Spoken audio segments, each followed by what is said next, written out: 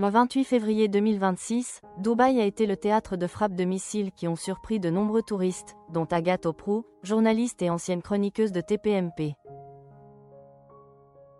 En vacances avec son bébé de 6 mois, elle s'est retrouvée bloquée sur place, loin de la France, alors que les réseaux sociaux étaient inondés de vidéos d'explosions. Cette situation a suscité une vive inquiétude parmi ses abonnés, qui ont rapidement cherché à prendre de ses nouvelles.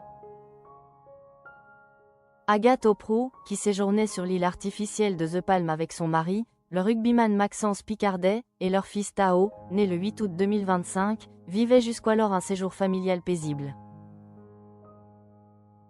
Cependant, la nuit du 28 février a marqué un tournant. Des drones et missiles, lancés par l'Iran en réponse à des opérations menées par les États-Unis et Israël, ont visé plusieurs capitales du Golfe, dont Dubaï. Les autorités ont confirmé que l'aéroport de Dubaï et le célèbre hôtel Fairmont The Palm avaient été touchés.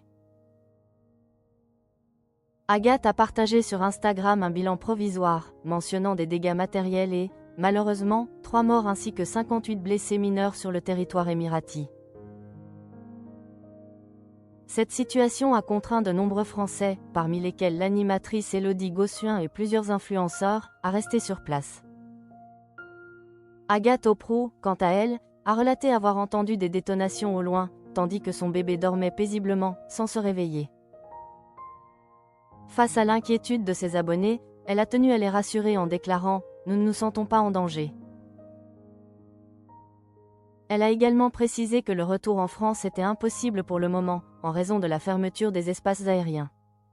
« S'il vous plaît, cessez de m'ordonner de rentrer en France. Personne ne prend l'avion pour le moment. Merci pour tous vos messages, nous faisons attention et suivons les informations fiables », a-t-elle écrit. Agathe Oprou a insisté sur l'importance de rester vigilant et de suivre les consignes des autorités locales, même si la vie quotidienne semblait se poursuivre autour d'eux. La seule chose qui devrait rester commune est sans doute une forme de prudence, de vigilance. Les autorités invitent à rester chez soi tant que la menace persiste, a-t-elle ajouté, soulignant qu'elle limitait ses déplacements et restait à l'abri avec sa famille.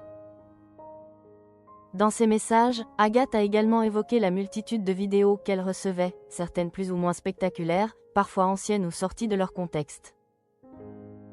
Elle a encouragé ses abonnés à privilégier des sources d'informations reconnues, telles que les grandes agences de presse, plutôt que des comptes anonymes. Ce rappel s'applique également à la manière dont chacun consomme ses images à distance, dans un contexte où la désinformation peut rapidement se propager.